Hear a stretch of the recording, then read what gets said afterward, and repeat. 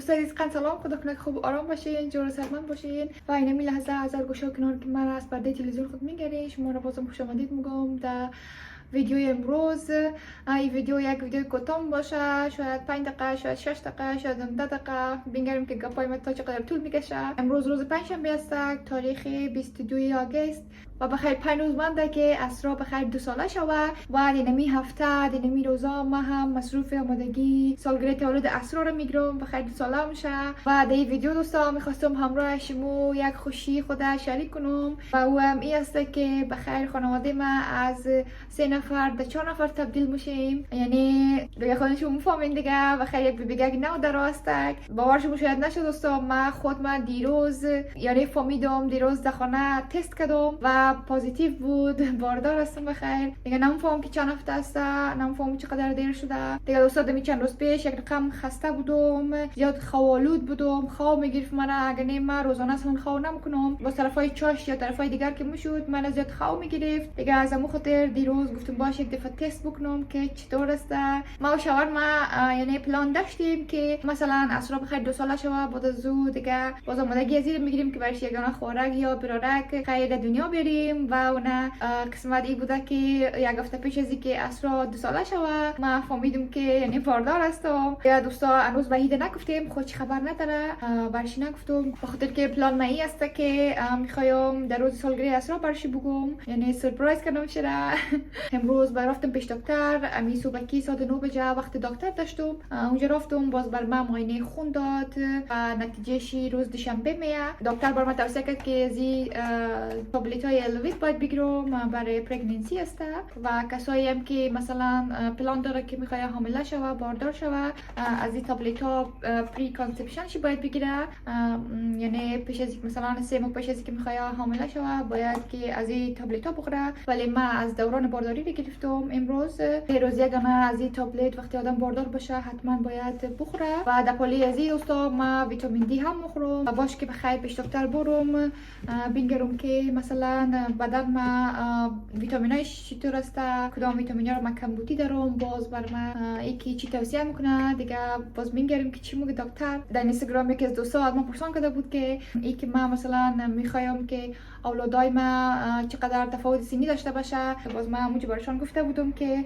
قبلا نظر من ای بود که مثلا 4 سال یا 5 سال باید تفاوت سنی باشه بین اولادا، اما بعضی از خانمایی که دور و بر من هستن اونا تجربه دارن، اونا گفتن که 5 سال و مثلا 6 سال و قدرها بسیار زیاد است، چون یعنی میگفتن که اولادا که مثلا تفاوت سنیشان زیاد باشه باز همراه یک دیگه قدر کلوز نمون باشه، همراه یک دیگه قدر بازی نمیکنن، نزدیک نمون باشه و بر مادر هم مشکل می باشه. مثلا 5 سال یک دانه بیبی را یک دانه اولاد خود کلان میکنی، قدر زیاد تفاوت سنی زیاد هم خوب نیست بین اولادا و او قدر زیاد نزدیک هم خوب نیست.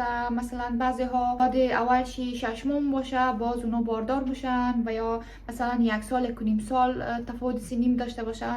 از نظر از ما او خیلی زود است و سر مادر و سر خود اولاد بسیار زیاد فشار میاد. باز ما که فکر کردم گفتم که امو 2 سال و 3 سال خیلی خوب است و دیگه میفهمم بیشتر از شما عزیزا که ویدیوهای مرا ولاگای مرا بیننده هستین، خانوما هستن دیگه. از همون خاطر من هم دوست دارم که همراه شما از تجربه های خوش شریک کنم دیگه. بسیار زیاد هیجانی هم هستم، مثلا باور نمیکنم که بخیر ما صاحب 2 اولاد میشم، یعنی یک دانه اولاد داشتن خیلی آسان است ولی که 2 دانه 3 دانه آدم داشته باشه مشکلات خود داره. ما سر اسرا که فهمیده بودم باردار شدم تقریبا 5 هفته تیر شده بود، یعنی اصلا در طول اما مدت که من باردار بودم هیچ نفهمیده بودم چون تجربه نداشتم. فقط همین قدر یاد هست که زیاد دیگه بد اخلاق شده بودم، نان اصلا در دل من نبود، هر چی که مثلا می‌خوردم هیچ خوش من نمی‌آمد، کم خوراک هم شده بودم. وقتی که می فهمیدم که من باردار هستم باز اما حالت تهوع صبحانه ما شروع شد، ولی سر از بیبی هنوز تازه درست شده که ما فهمیدیم دیگه اصلا نشانه از حالت تهوع رو تا ندیدم. ان شاء الله که بخیر حالت تهوع نداشته باشم چون اونم دل بدی نزدیک است، بسیار زیاد حالت آدم خراب میکنه، وزن آدم کم میکنه دیگه. ما سر از راه هم وزن ما اولا کم شده بود، باز بعد از او که سر خوراک آمدم وزن انداخته رفتم دیگه. ابو گبراس است که تجربه هر کس فرق میکنه، یعنی سر هر اولاد، یعنی سر هر اولاد مادر سرشی رقم حالاتو میه. هر کدام اولاد که مثلا سرش حامله دارم باشه فرق میکنه دیگه. تا فعلا که خوب هستم شکر و تصمیم دارم که جیم هم ادامه بدم. دیگه دوستا خلاصه از این ویدیو همی بود که میخواستم همراه شما نمی خبر خوش را شریک کنم. دوستان روز کس روز یک شنبه است دیگه، ما هم آماده شدیم. قرار است که بریم به یک پارک چند قطعه عکس بگیریم همراه کیک اسرا، کیک سالگریشی. باز سالگریشی بخیر سباست، کیک را توته نم کنیم، فقط همراهش عکس میگیریم دیگه. دمو وقت دوستان ما میخوایم برای وحید درباره حمله داری خوب بگم. اوکی، هنوز برش نگفتیم، نمی چند روز در یک سختی جلو خود گرفتیم که یعنی برش نشان ندیم که کدام گپ شده، چون منتظر هستم که امروز که وقتی ویدیو میگیریم اونمو پرگننسی تستر که من انجام داده بودم برش نشان میتونم، میگم که عکس العملش چی هسته دیگه. ویدیو میگیرم بگم که چه رقم موشه نموشه. گاهی ما برم که اونا منتظر هستن. اوکی، خیلی زیاد هیجانی هستم.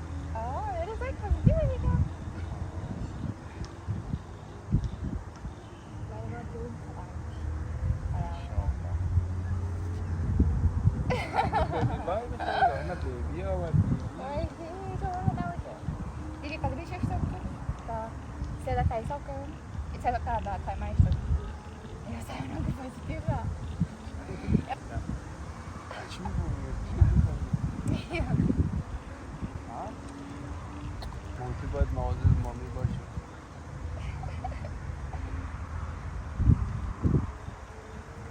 راستی اوقات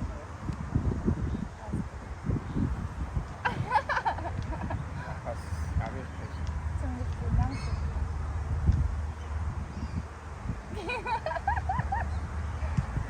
جواب بشید نامد.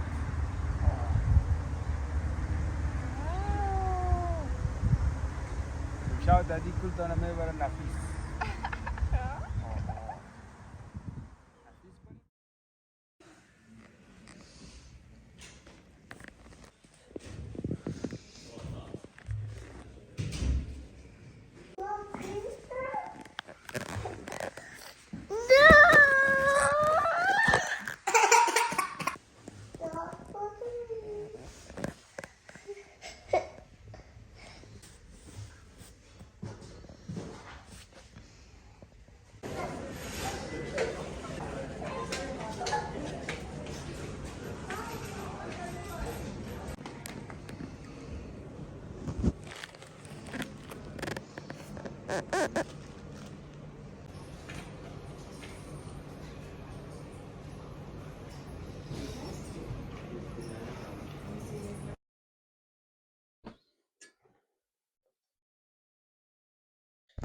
دوستا دیگه امروز کستک روز جمعه است، تاریخ 6 دسامبر و من گرین که مدخانه هستم. اگر شما ولاگای مرا در چنل ما تعقیب کرده باشین که من رفته بودم در یک سفر طولانی برای 1 ماه رفته بودم کشور مالزیا و دیگه بخیر پس آمدیم خانه. چند کلیپ را که شما دیدین حتما برای شما سوال خلق شده که چی اتفاق افتاده. از او خاطر امروز خواستم که بشنیم یک دقیقه همراه شما قصه بکنم، بگم که چی گپ شد و چی گپ نشد. اگه دوستا یک هفته پیش که ما طرف پرت برم سفر بکنم، یک روز امون رقم در لپتاپ ششته بودم کار میکردم دعوتن احساس کردم حالت ما بد شد و خونریزی شدیدی داشتم. دیگه ورخطا شدم، خیلی زیاد دیسپاچه شده بودم چون سر اسرا وقتی که من باردار بودم خونریزی داشتم ولی اوقدر زیاد شدید نبود. این دفعه خیلی زیاد ترسناک بوده، از اون خاطر عاجل کرده برای دکتر خود زنگ زدم در کلینیک همراهشون گفتم و اونا گفتن که باید عاجل بری در امرجنسی در بخش عاجل. دیگه همون رقم اسرا را گرفته رفتم شفاخانه در بخش امرجنسی. در راه گریه کردم و رفتم دوستا دعا میکردم، آیت الکرسی را میخواندم که مثلا بی پر خدای نکرده چیزی نشده باشه. خیلی زیاد ترس خورده بودم و در شفاخانه که رفتم تقریبا کل روز ما در اونجا بودم. دکترها امرای مگم زد، چکاپ کرد، بعد از اون ماینی تلویزیونی دادن، رفتم ماینی تلویزیونی که کردم. دیگه فکر میکردم که حتما بی را از دست دادیم ولی خدا آن را هزار بار شکر عمرش در دنیا بوده. دیگه اون جور بوده که در التراساوند نشان داد بر من بی مشوار خورد. شکر الحمدلله. بسیار یک روزی سختی بود. دیگه وحید همراه من نبود، ما و اسرا تنها بودیم چون وحید سر کار بوده، راهش خیلی دور بود نمیتونست بیا. خیلی زیاد احساس بد داشتم دوستا ولی شکر که بخیر تیر شد. شکر بی ما استه، جای تشویش نیست دوستا. دیگه دوستا دلیل خاصی نداشته که دکترها وقتی معاینه کرد یعنی دلیل خاصی پیدا نتونستن. گفتن که نرمال است. بعضی وقتا بعضی خانوما دور رقم حالت ها برشان پیش میاد دوران حامله داریشان.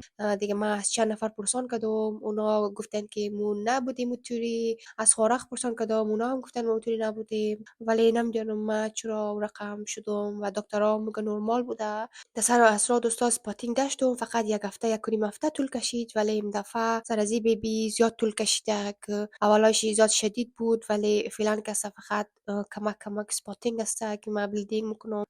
ولی دکترها میگه که جای تشویش نیست، فقط باید متوجه خود باشم چیز سنگین بلند نکنم و یعنی غذای صحیح بخورم، باید رست بکنم، زیاد خود خسته نکنم. فکرم دلیلش امی بوده که من زیاد متوجه خود نبودم چون بارداری سر اسرا که بود، چون سر اسرا که باردار بودم بر من اونقدر مشکل نبود. دیگه یعنی زیادتر وقت داشتم که مثلا من رست کنم و توجه به خود داشته باشم. اما سر از بی دیگه سفر هم داشتم پیش رو، دیگه اسرا هم همراه ما بود. اونمو 2 هفته پیش از اینکه من طرف پرت برم سفر کنم فلایت داشته بودم. پیش از او دوستا خیلی زیاد سر خود فشار آوردم، زیاد ضعیف شده بودم. دیگه هر روز شاپینگ رفتم، آمادگی سفر میگرفتم، اسرار هم بغل میکردم بلند میکردم، دیگه هیچ توجه نداشتم. و دیگه از سیدنی هم خانه میمان آماده بود، همراه از او میگذرم مصروف بودم، این طرف رفتیم. از اون خاطر دوستا سر زیاد فشار آماده بود و ضعیف شده بودم و اونم رقم فکرم کمر ما سست شده بود و خونریزی شدید پیش آمد بر من که دوستا اونمو بر من یک تجربه شد که باید توجه داشته باشم بر خود. بارداری اول فرق میکنه، آدم قوی تر باشه، بدن تو قوی تر باشه ولی حامله داری سر دوم و سوم فکر کنم بدن خانم های ضعیف میشه. آدم مثلا مصروف اولاد اول خون باشه که او رو بلند میکنه و متوجهش باید باشه. زیاد استرس هم میکردم واقعا، چی بخاطر که سفر رفتم استرس میکردم، ولاگ میکردم و زیاد چیزا در فکر ما بود. توجه بر بیبی خود نداشتم. در سفر هم که رفتم دوستا خوار ما که همراه ما بوده خیلی زیاد کمک کرد، در راه بایگاه ما را بلند میکرد، اسرار متوجهش بود، من را نمیشت که من اسرار را بلند کنم. و اونجام که رفته بودم دوستا مادر شوهر ما و یا مثلا طور عادی بگم دختر خسر ما دیگه همه فامیلی زیاد متوجه ما بودن، من نمیشتم که اسرار را بلند کنم یا مثلا زیاد شور بخورم در کار چیزات دست بزنم. خیلی متوجه ما بودن، تشکر. اونم ولاگایی هم که میکردم دوستا این طرف هم که ما رفتم رفتم کوشش میکردم که زیاد قدم نزنم، زیاد پیاده روی نکنم، زیاد خود خسته نکنم و خانه که میمادم دیگه رست میکردم، قرار کرده خودم مینداختم دیگه. امو روزایی هم که مثلا من زیاد پیاده روی میکردم باز حالت من خراب میشد، زیرایش کمر من درد میگرفت دیگه. خلاصه گپ دوستا شکر الحمدلله که بخیر تیر شد. فعلا بیبی ما 18 هفته و 6 روزه است که و در طول مدتی هم که من در مالزیا بودم دوستا 2 دفعه ما رفتم پیش دکتر، معاینه تلویزیونی کردم بخاطر که تشویش میکردم، استرس میکردم که بیبی مثلا خدا نکرده چیزی نشه جور بشه.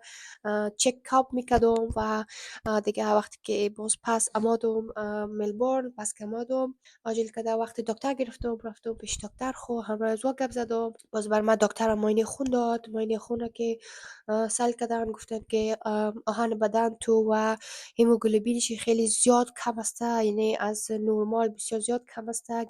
آجیل کده گفت باید آیرون فیوشن بگیری، زرق کنی در بدن خو زرق میکنه که باز ما یک روز رفتم تقریبا 1 ساعت وارد طول کشید که آیرون فیوشن ما انجام دادم و بعد از او معاینه تلویزیونی داشتم. معاینه تلویزیونی هم چکاپ کرده خیلی طول کشید. این دفعه خیلی استرسفول بود بر من دیگه هر وقت تشویش میکنم که خدا نکرده بیبی من چیز نشوه. شما هم التماس دعا میکنم، حتما دعا کنید من از دعای فراموش نکنین و تمام خانمایی که فعلا باردار است، حامله داره و یا هر مشکل که دارن ان خداوند کمک کنه بخیر بیبیشون در دنیا به از سرشون بخیر دیر شوه و اونایی هم که میخوای اولاد دار شوه ان خداوند برشون یک اولاد بخیر بده. حتما در زیر از این ویدیو کامنت بکنید بگید که آیا شما حامله دار هستین یا نه. اگر حامله دار هستین یا باردار هستین بگید که چند هفته است، سعی کنیم که شاید از ما و شما برابر بشه. از ما که است 18 هفته و 6 روزه است، تقریبا بخیر 19 هفته میشه و شما مطمئن بگید که شما چقدر روزه است، چند هفتگی است. دیگه جیم هم دوستا پیش از که ما طرف مالزیا برم جیم رفتن خود استاپ کرده بودم، در بریک است. این می دسامبر هم در بریک است. بخیر انشالله اگه حالت ما خوب بشه بخیر در جنوری سال آینده بخیر پس شروع میکنم جیم رفتن خدا، چون اگه جیم دارم باز به تنبل میشم و بدن ما بسیار زیاد ضعیف میشه، باید جیم هم برم بدن خود مشهور بیتم یک ذره. حالا دوستا فعلا که است زیاد کسا نمیفهمه درباره بارداری از ما، فقط خانواده خسر ما میفهمه، خوارای ما میفهمه، یک چند دوستای نزدیک ما میفهمه دیگه. ما میخواستم که 1-2-3 ماه دیگه هم صبر بکنم، یعنی ویدیو را اپلود نکنم، اما زیاد دیگه دربارش فکر مونم هیجانی هستم، میخوایم همراهی شما دوستای عزیز هم ما شریک کنم، چون دیگه کم کم شکم کلان شده مورا معلوم میشه دیگه، نمیشه که ما پوت کنم هاید کنم.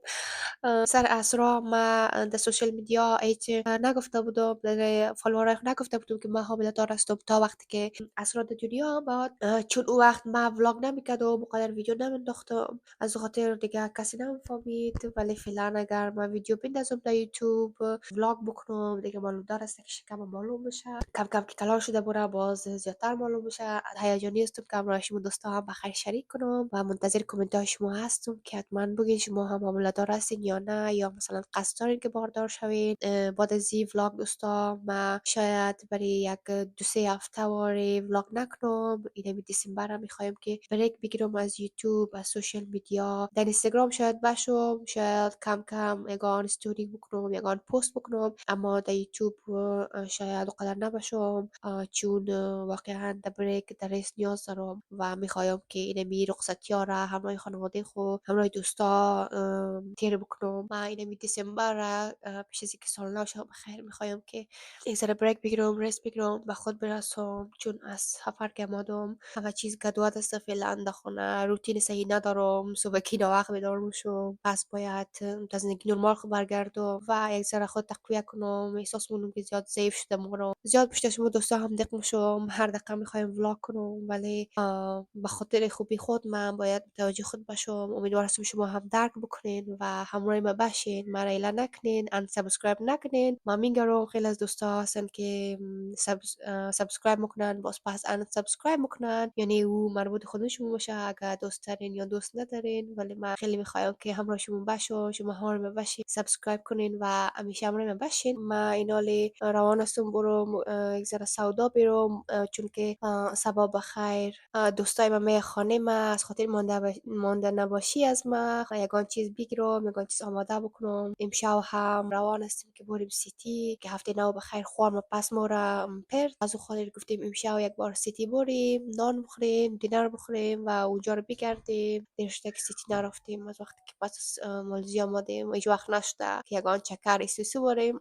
دیگه از خاطر دوستا من حالا امروزم خداحافظی میکنم، وقت زیاد ندارم باید برم. تشکر از اینکه تا همراه من بودین، در خوشی من خدا شریک میکنین. دیگه حتما منتظر ولاگای بعدی باشین دوستا. بعد از اینکه من از بریک پاس بخیر آمدم کوشش میکنم ولاگای جدیدتر براشون جور کنم، از حامله داری خو، از روزانه چی میکنم چی نمیکنم همراهشون شریک کنم بخیر. دیگه منتظر کامنت شما حتما هستم دوستا، کامنت شما رو جواب میتونم و تا ولاگ بعدی تا اینکه من پس بخیر برگردم شما رو به خداوند پاک میسپارم. از رخصتی های خود لذت ببرین، از وقت خود همراه خانواده خود لذت ببرین. دیگه متوجه خود باشین یک سال نو خوب و خوش در پیش رو داشته باشین. سال 2025 بخیر باشه و خداحافظ، خدا نگهدار دوستان شما را.